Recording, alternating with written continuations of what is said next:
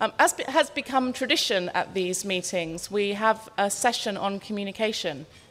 And those of you who were here last year will remember that we focused on reputation management and crisis. Well, this year we have something much more positive for you.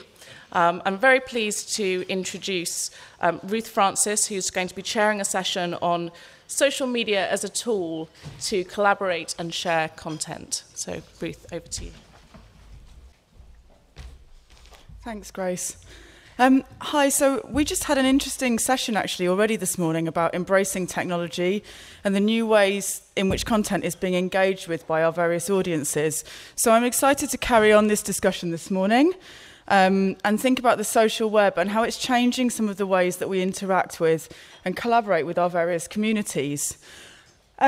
I should say at the moment we're slightly on edge up here because one of our speakers is lost and is trying to find us, but he should arrive imminently. So, we hope.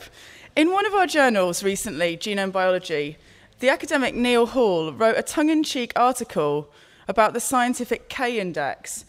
By this, he was referring to the Kardashians, who are known for being famous rather than for having substance. He compared academics' publishing records with their Twitter numbers, their Twitter follower numbers. And although this was criticised by those who thought that he was challenging people's use of Twitter, actually, the genomics community took it as entertaining rather than offensive, and many of them do embrace tools like Twitter and engage with people on there, as well as publishing academic articles. In turn, this article inspired a list in Science magazine of big Twitter hitters, which sadly missed out female academics, but it does go to show that even traditional journals take note of social media impact, and they took note of this article. Indeed, they're starting to encourage and perhaps even celebrate these kind of ways of engaging with content. We know that the way that academics communicate is changing. They used to be frowned upon for being outward-looking, but now far less so. This has changed in the time that I've been trying to get academics to engage with the media and with patients and with readers.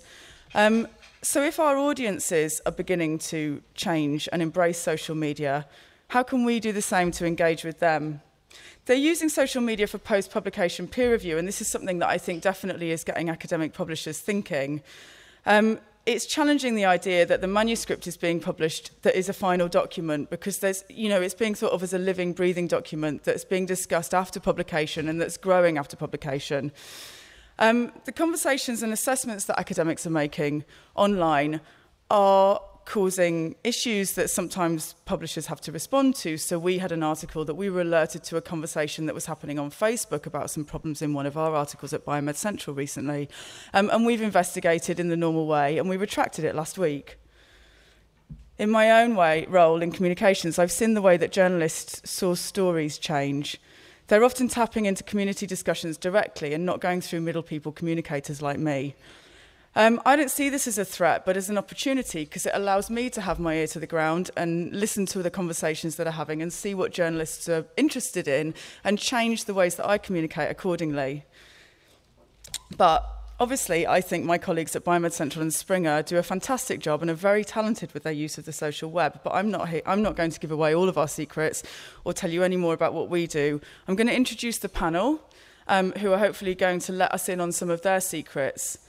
We're going to start with short statements and examples of what these speakers are doing to share their content and encourage collaboration. Then we'll throw it open to a broader discussion with questions and hopefully keep this lively and informative in the run-up to lunch. So the speakers are, we've got Jacob Molyneux, who's the senior editor at the American Journal of Nursing. He's going to come up first. We're hoping that Simon Chadwick is going to arrive imminently, as I say. And he is, we were speaking on the phone last week, and he's really embracing the social web with his journals in sports science. And then we have Joachim Müller-Jung, who's the science editor at Frankfurt Allgemeine Zeitung, who's going to speak to us both about the ways of disseminating information, but also about the ways that he's finding out about stories. So I'll hand over now to Jacob.